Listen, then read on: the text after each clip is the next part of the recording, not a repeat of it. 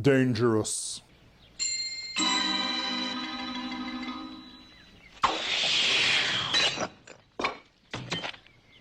Insane. Man has climbed Mount Everest.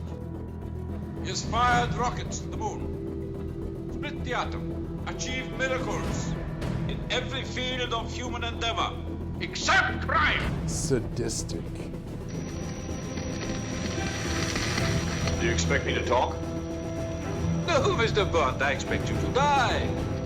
These are just a few words to describe the enemies of the world's most famous super spy, James Bond.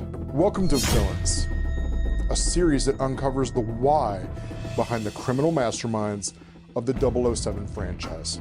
And at the end, I'm going to give the villain a ranking, an octopi score, if you will, on how good they are at being bad. My name is Chris, the Bearded Blofeld, and this is the Bond Report.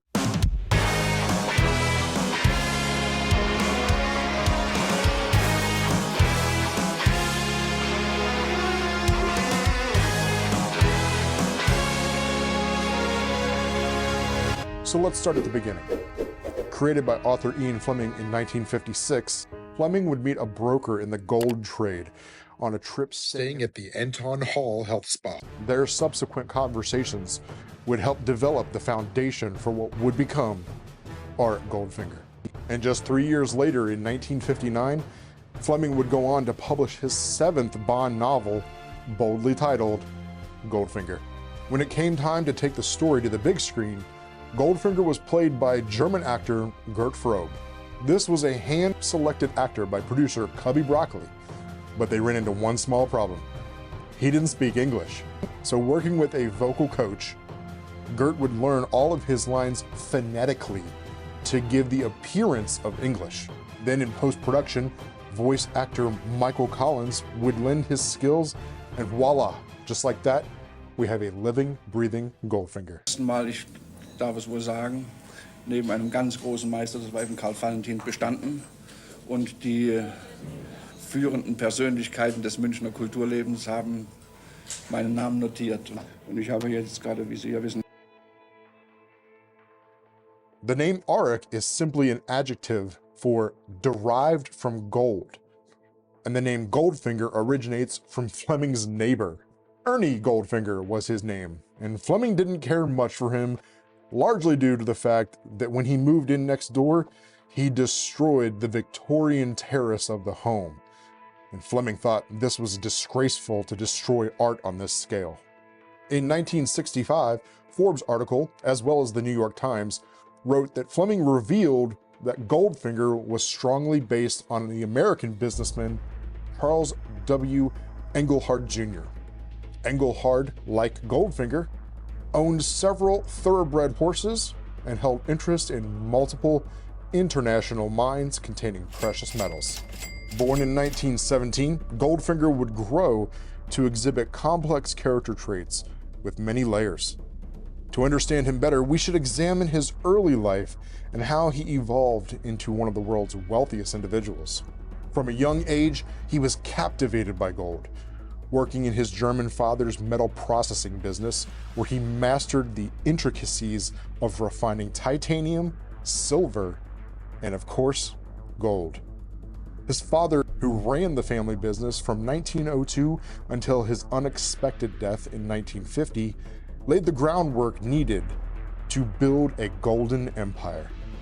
Afterwards, Auric expanded the business into South America, South Africa, and Europe, establishing it as a leading global refiner of precious metals.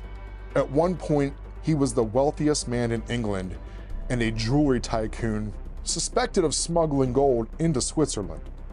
There were whispers that he was also a communist criminal and the treasurer for Smersh itself. Now, if you recall in my previous video talking about Rosa Klebb, Smersh was kind of created by Fleming as an alternative to the KGB so that he could get away with writing certain things and not being questioned. However, upon further investigation, it does appear that Smersh was real and they were part of the counterintelligence agencies developed in the 1930s. Smersh is actually a Russian phrase derived from Smirt Spionum, put that here so you can kind of see that. But it actually stands for Death to Spies. That's the translation. This unit would head up some very dangerous men that collectively rooted out international disloyalty within the Red Army.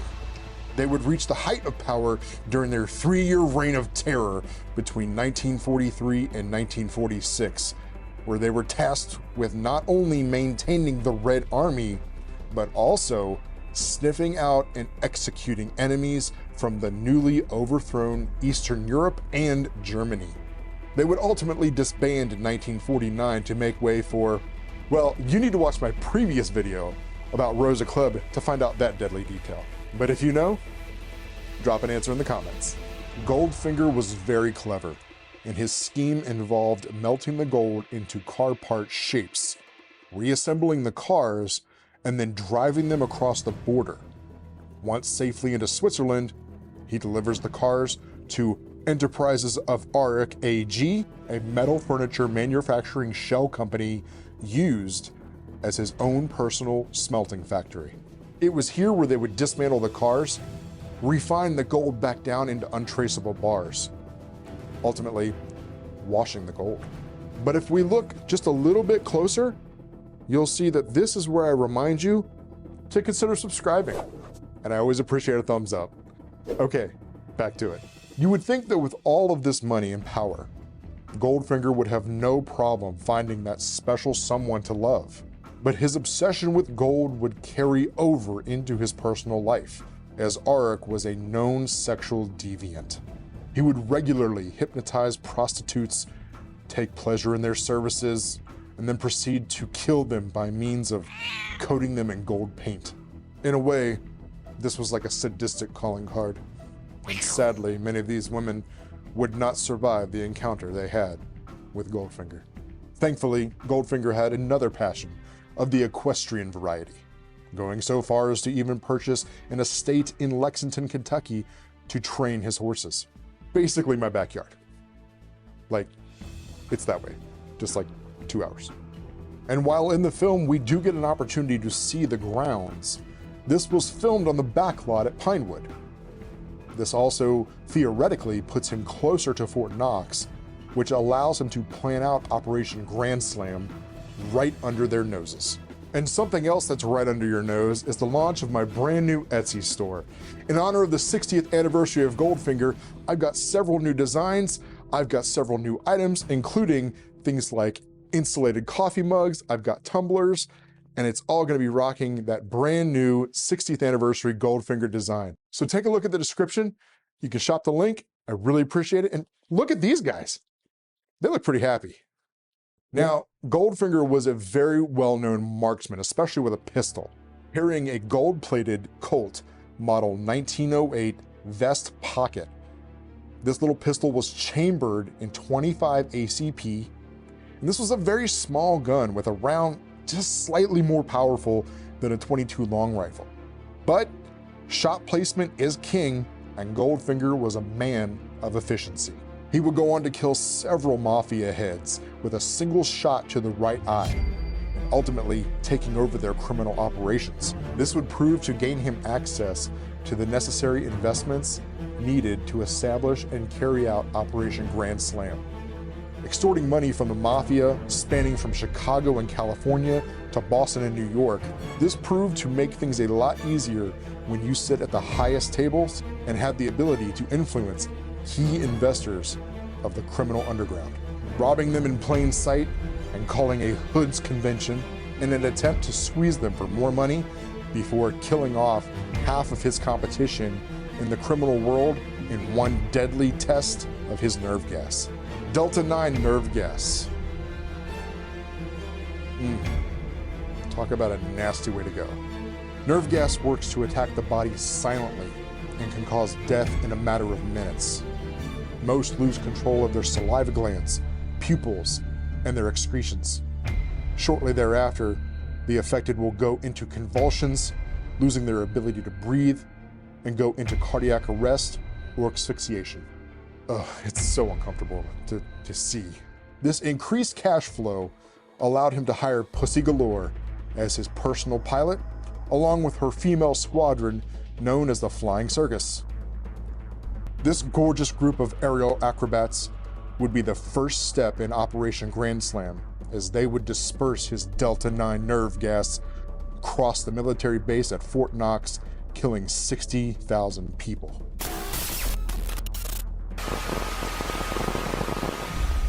Attention, agents of Spectre.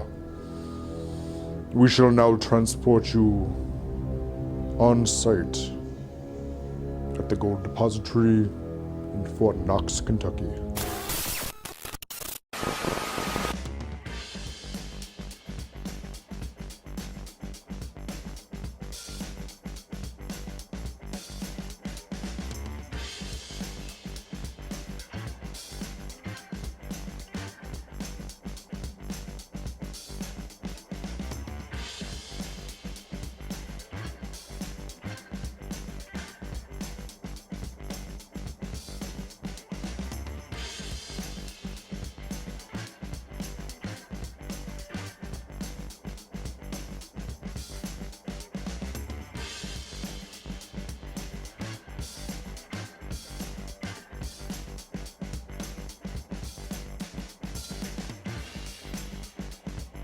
Hey guys, I'm here at Fort Knox right now. I've got a tank behind me. Really awesome here. They do not want me filming anything on the facility, so I got to make this quick, but I'm excited. It's the 60th anniversary of Goldfinger, and I wanted to come out here and take a look at Fort Knox in Kentucky. So take a look at this, and we've also got the fort. It's in the background back there. It's over there, as you can see. Not even supposed to be filming this. They don't want me here at all, but really excited to kind of at least come down here and check it out. You should come down and check it out if you're in the area as well, but let's get on with the video. A little challenging getting some shots down there, but I really enjoyed myself. But like many of the best adventures for 007, we see Bond betting the right girl. And in this case, it's Pussy Galore, turning her against our Goldfinger and ultimately foiling his plans for Operation Grand Slam. Goldfinger ends up playing his golden harp as he is sucked out of the plane's decompressing cabin window, taking a swan dive out of the moving plane and landing in the ocean, never to be seen again. This villain is the perfect example of how the simple act of enjoyment can grow into overindulgence and ultimately an obsession for power and control. So where does Goldfinger end up on my rankings? Well, remember, we're only ranking the villain, not the film. This is not a film review. This is just the ranking of the villain. I'm probably going to get some hate for this, but yeah, it's an 8. Were you expecting higher? No, Mr. Blofeld, I expect you to die. Okay, I get it. But once again, I'm just ranking the villain here. And if you really break down the character, he's really nothing more than a common thief and a psychopath. Has he killed a few people? Of course. Is he a dangerous man? Absolutely. I still don't want to meet this guy in an alley anywhere anytime soon. He's ultimately a gangster. He's highly intelligent. He's somewhat deadly, but he's more of that guy who's going to send somebody to take care of you than show up and do the job himself. And that's why he still gets an 8. He's a good villain in a great movie. So do you agree with me? Let me know down in the comments. Is he supposed to be higher than Rosa Klebb? I don't know. If you haven't seen that video, I'm going to leave a link to that video next. Make sure you check that out up here, somewhere around here. Hey, if you've enjoyed the video today, please consider subscribing. I always appreciate a thumbs up. And don't forget to ring that notifications bell so you don't miss out on future videos. Thanks so much for watching. And as always, Merry Christmas, 007.